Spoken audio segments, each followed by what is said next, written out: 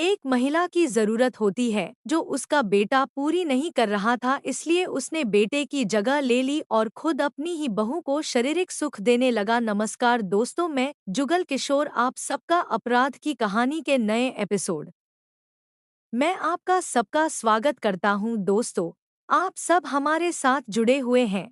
Channel को subscribe करें और लाइक करें और कमेंट करें। आपके सहयोग से मुझे हिम्मत मिलती है। कहानी अच्छी लगे तो अपने दोस्तों के साथ शेयर जरूर करें। चले आज की कहानी शुरू करते हैं। कहते हैं, कुछ समय का सुख हासिल हो जाता है मगर वही सुख बाद में सारी जिंदगी को खाने लगता है। आज की कहानी में कुछ ऐसी है जहां एक ससुर ने अपनी ही बहुत को अपनी हवस का शिकार बनाया और अब सलाखों के पीछे है।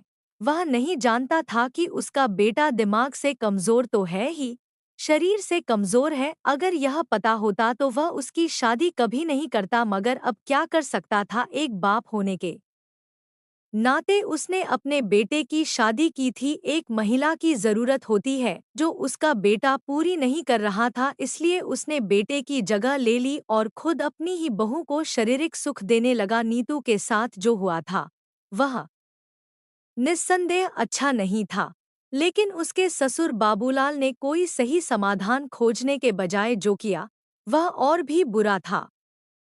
बाबूलाल को अब अपनी गलती का एहसास हो भी तो क्या फायदा। अब तो उसे लाश की हालत देखकर पुलिस वाले तो दूर की बात, कोई भी आम आदमी बता देता कि हत्यारा या हत्यारे मृतका से किस हद तक नफरत करते होंगे। साफ लग रहा था कि हत्या प्रतिशोध के चलते पूरी नृशंसता से की गई थी और युवती के साथ बेरहमी से बलात्कार भी किया गया था। मध्य प्रदेश और छत्तीसगढ़ को जोड़ते जिला शहडोल के ब्यौहारी थाने के इंचार्ज इंस्पेक्टर सुदीप सोनी को भांपते देर नहीं लगी कि मामला उम्मीद से ज्यादा गंभीर है। 25 मार्च की सुबह सुबह ही उन्हें नजदीक के गांव खामडांड में एक युवती की लाश पड़ी होने की खबर मिली थी। वक्त न गवाकर सुदीप सोनी ने तुरंत इस वारदात की खबर शहडोल से एसपी सुशांत सक्सेना को दी और पुलिस टीम लेकर खामडांड घटनास्थल की तरफ रवाना हो गए। गांव वाले जैसे उनके आने का ही इंतजार कर रहे थे। पुलिस टीम के आते ही मारे उत्तेजना और रोमांच के उन्होंने सुदीप को बताया कि लाश गांव से थोड़ी दूर आम के बगीचे में पड़ी है। पुलिस टीम जब आम के बाग में पहुंची तो लाश देखते ही दहल उठी। ऐसा बहुत कम होता है कि लाश देखकर पुलिस वाले ही अचकचा जाएं। लाश लगभग 24 वर्षीय युवती की थी, जिसकी गर्दन कटी पड़ी थी। अर्धनग्न सी युवती के शरीर पर केवल ब्लाउज और पेटीकोट थे। ब्लाउज इतना ज्यादा फटा हुआ था कि उसके होने न होने के कोई माने नहीं थे।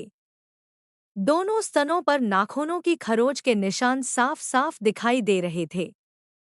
पेटीकोट देखकर भी लगता था कि हत्यारे चूंकि उसे साथ नहीं ले जा सकते थे, इसलिए मृतका की कमर पर फेंक गए थे। युवती के गुप्तांग पर जलाए जाने के निशान भी साफ साफ नजर आ रहे थे। गाल पर दांतों से काटे जाने के निशान देखकर शक की कोई गुंजाइश नहीं रह गई थी कि मामला बलात्कार और हत्या का था। खामडांड छोटा सा गांव है जिसमें अधिकतर पिछड़े और आदिवासी रहते हैं, इसलिए पुलिस को लाश की शिनाख्त में दिक्कत पेश नहीं आई। लाश के मुआयने के बाद जैसे ही सुदीप सोनी गांव वालों से मुखातिब हुए तो पता चला कि मृतका का नाम नीतू राठौर है और वह इसी गांव के किसान बाबूलाल राठौर की बहू और रामजी राठौर की पत्नी है।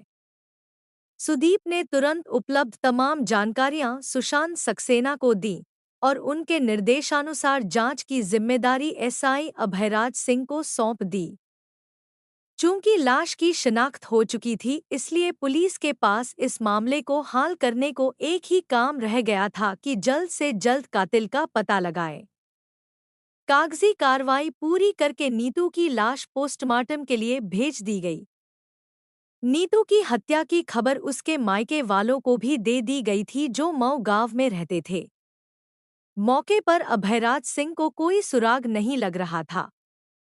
अलबत्ता यह बात जरूर उनकी समझ में आ गई थी कि कातिल उनकी पहुंच से ज्यादा दूर नहीं है। छोटे से गांव में मामूली पूछताछ में यह उजागर हुआ कि नीतू के घर में उसके ससुर बाबूलाल और पति रामजी के अलावा और कोई नहीं है। नीतू और रामजी की शादी अब से कोई 4 साल पहले हुई थी।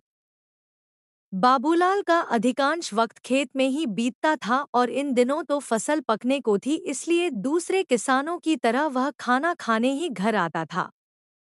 फसल की रखवाली के लिए वह रात में सोता भी खेत पर ही था।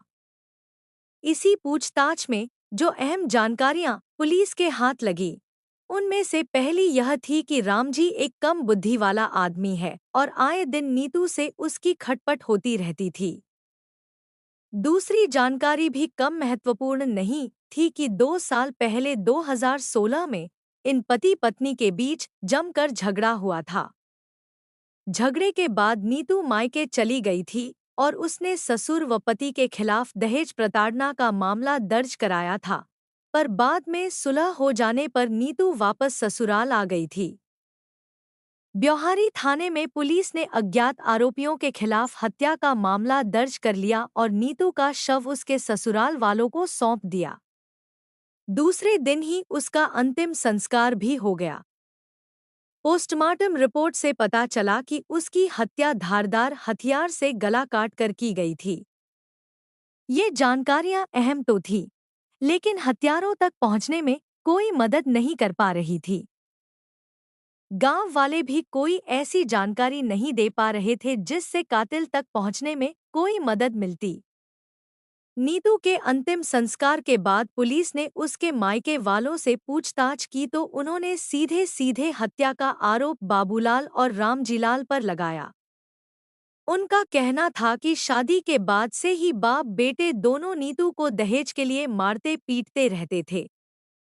लेकिन नीतू की हत्या जिस तरह हुई थी उससे साफ उजागर हो रहा था कि हत्या बलात्कार के बाद इसलिए की गई थी कि हत्यारा अपनी पहचान छिपा सके।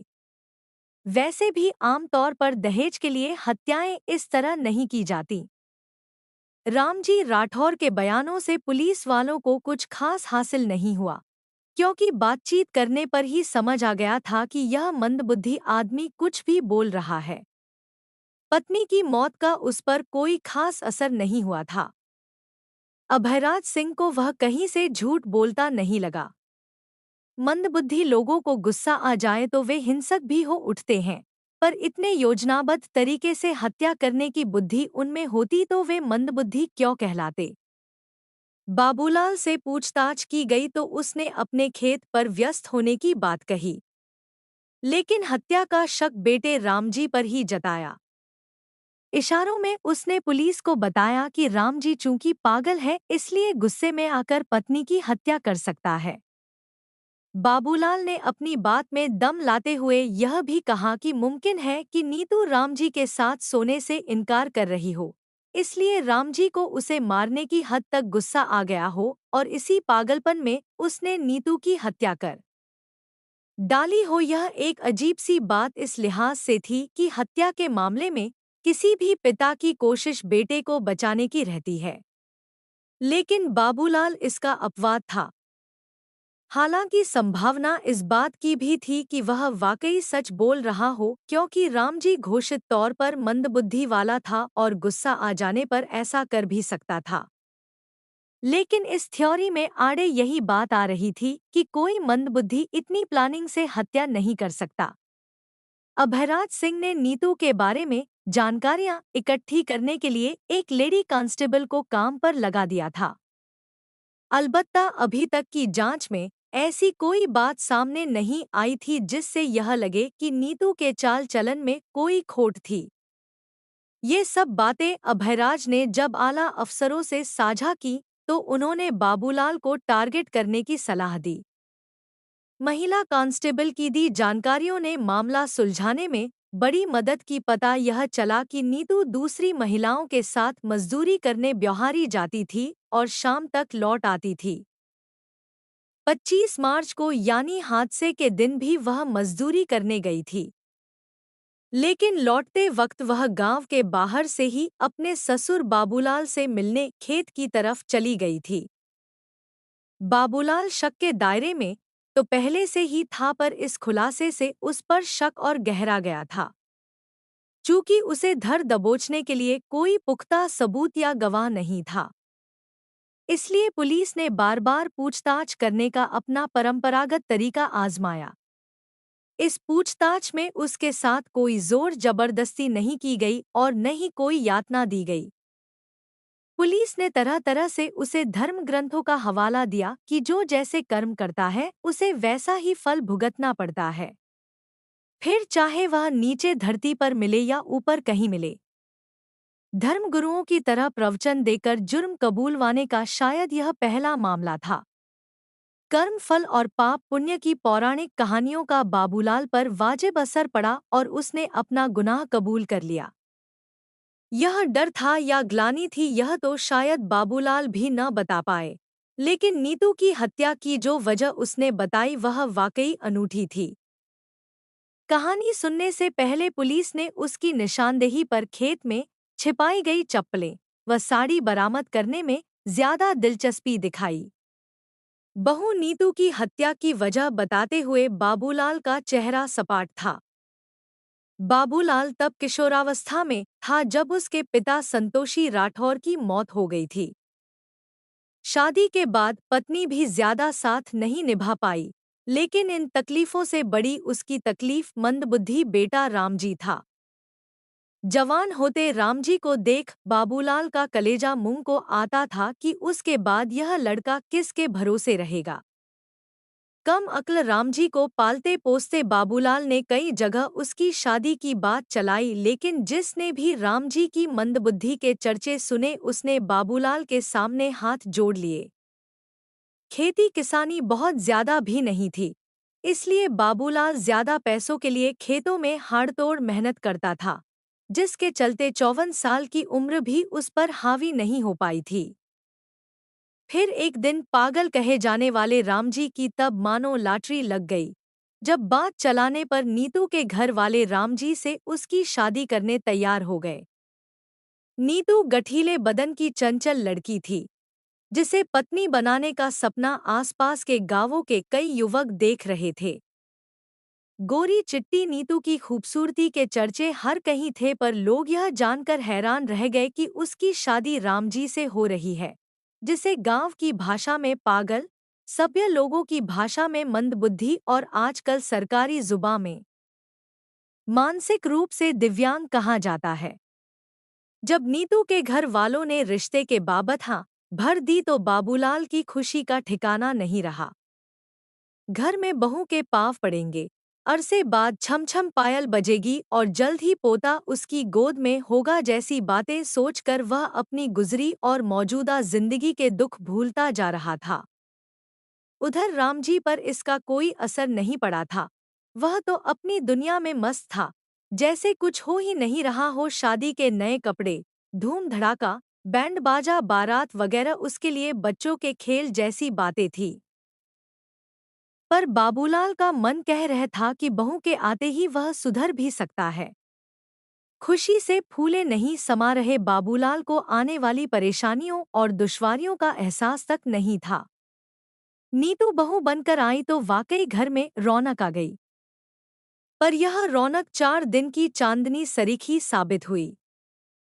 सुहागरात के वक्त नीतू शर्माती लजाती कमरे में बैठी पति का इंतजार कर रही थी कि वह आएगा, रोमांटिक और प्यार भरी बातें करेगा, फिर मन की बातों के बाद धीरे से तन की बात करेगा और फिर फिल्मों और टीवी सीरियलों में देखे सुहागरात के दृश्य नीतू की जवानी और सपनों को पर लगा रहे थे, जिन्हें सोचकर ही वह रोमांचित हुई जा रही थी।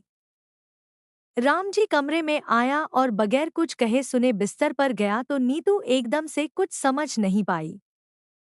उस रात रामजी ने कुछ नहीं किया तो यह सोचकर नीतू ने खुद के मन को तसल्ली दी कि होगी कोई वजह, और आजकल के मर्द भी शर्माने में औरतों से कम नहीं है। यह सिलसिला लगातार चला तो शर्म छोड़ते खुद नीतू ने पहल की, लेकिन यह जान समझकर वह सन्न रह गई कि रामजी मानसिक ही नहीं बल्कि शारीरिक तौर पर भी अक्षम है। एक झटके में आसमान से जमीन पर गिरी नीतू की हालत काटो तो खून नहीं जैसी हो गई थी। घर के कामकाज करती नीतू को लगने लगा था कि उसकी हैसियत एक नौकरानी से ज्यादा कुछ नहीं है और बाबूलाल व रामजी ने उसे धोखा दिया है। यह सोचकर वह चोट खाई नागिन की तरह फुंफकारने लगी। इस पर रामजी ने उसे मारना पीटना शुरू कर दिया तो वह मायके चली गई और दहेज की रिपोर्ट भी लिखा दी। बेटे बहू के बीच अनबन की असल वजह जब बाबूलाल को पता चली तो वह अवाक रह गया। अब उसे समझ आया कि क्यों बात बात पर नीतू गुस्सा होती रहती है। इधर दहेज की रिपोर्ट तलवार बनकर उसके सिर पर लटक रही थी। रामजी को तो कोई फर्क नहीं पड़ता था, लेकिन पुलिस कार्रवाई से उसका नब जाना तय था। एक समझदार ससुर की तरह बाबूलाल मऊ नीतू के मायके पहुंचा और दुनिया की ऊंच नीच और इज्जत दुहाई देते उसे मनाकर वापस ले आया। यह पिछले साल नवरात्रि की बात है। नीतू दोबारा ससुराल आ गई। पत्नी क्यों मायके चली गई थी और फिर वापस क्यों आ गई और सेक्स से अनजान रामजी को इन बातों से कोई सरोकार नहीं था।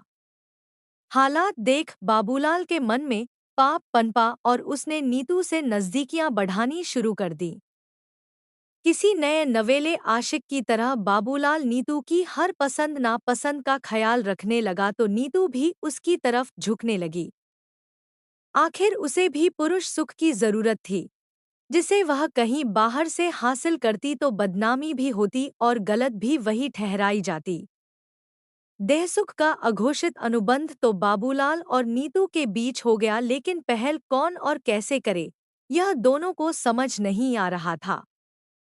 मियां बीवी राजी तो क्या करेगा, काजी वाली बात इन दोनों पर इसलिए लागू नहीं हो रही थी कि दोनों के बीच कोई काजी था ही नहीं।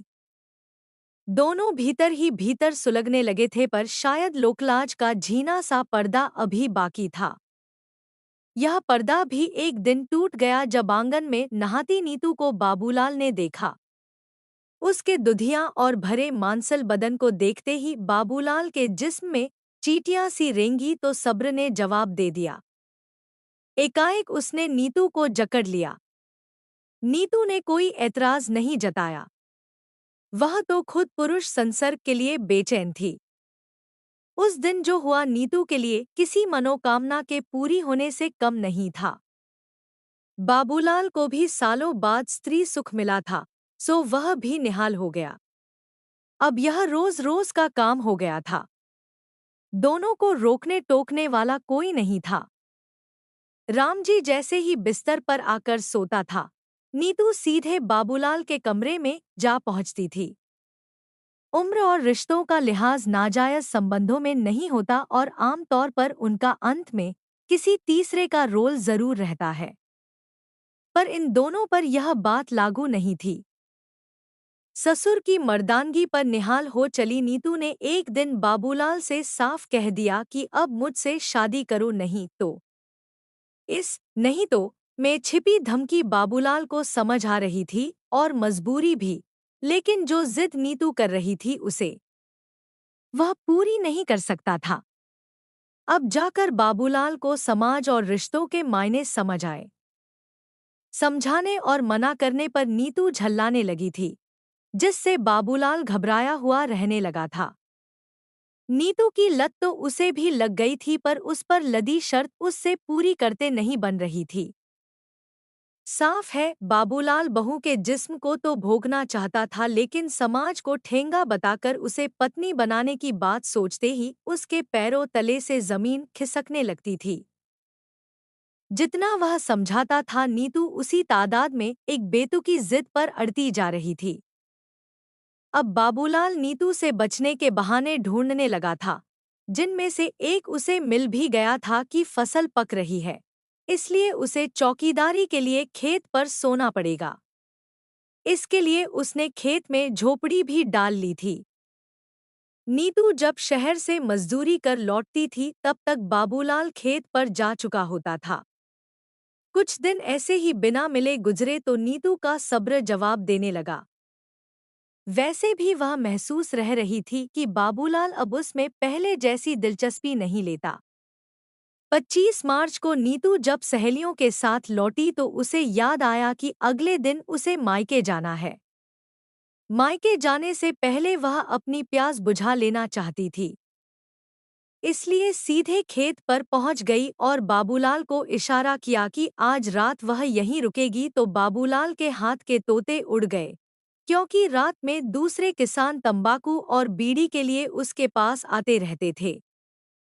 समझाने की कोशिश बेकार थी, फिर भी बाबूलाल ने दूसरे किसानों के आने जाने की बात बताई तो नीतू ने खुद अपने हाथों से अपने कपड़े उतार लिए और धमकी देते हुए बोली, खुले तौर पर मुझसे बीवी की तरह पेश आओ नहीं तो पुलिस में रिपोर्ट लिखा दूंगी। उस दिन सुबह वह बाबूलाल से कह भी रही थी कि रात में घर पर ही मिलना। रोज रोज की धमकियों और परेशानियों से तंग आ गए बाबूलाल को कुछ नहीं सूझा तो उसने बेरहमी से नीतू की हत्या कर दी और स्तनों को खरोंचा, जिससे मामला सामूहिक बलात्कार का लगे। नीतू का गुप्तांग भी उसने इसी वजह के चलते जलाया था। नीतू की हत्या पर वह उसकी लाश को कंधे पर उठाकर ले गया और आम के बाग में फेंक आया। पुलिस को दिए शुरुआती बयान में वह रामजी को फंसा देना चाहता था जिससे खुद साफ बच निकले, पर ऐसा नहीं हो पाया। ससुर बहू के अवैध संबंधों का यह मामला अजीब इस लिहाज से है कि इसे और ज्यादा ढोने की हिम्मत नीतू में नहीं बची थी और वह अधेड़ ससुर को ही पति बनाने पर उतारू हो आई थी, यानी राजकुमार, हेमा मालिनी, कमल हासन और पद्मिनी कोल्हापुरे अभिनीत फिल्म एक नई पहेली की तर्ज पर वह अपने ही पति की मां बनने तैयार थी। बड़ी गलती बाबूलाल की है जिसकी सजा भी वह भुगत रहा है। उसने पहले पागल बेटे की शादी करा दी और जब बेटा बहू की शारीरिक जरूरतें पूरी नहीं कर पाया तो खुद पाप की दलदल में उतर गया। नीतू रखेल की तरह नहीं रहना चाह रही थी, साथ ही वह दुनियादारी की परवाह भी नहीं कर रही थी। इसलिए उससे छुटकारा पाने के लिए बाबूलाल को उसकी हत्या ही आसान रास्ता लगा, पर कानून के हाथों से वह भी नहीं बच पाया।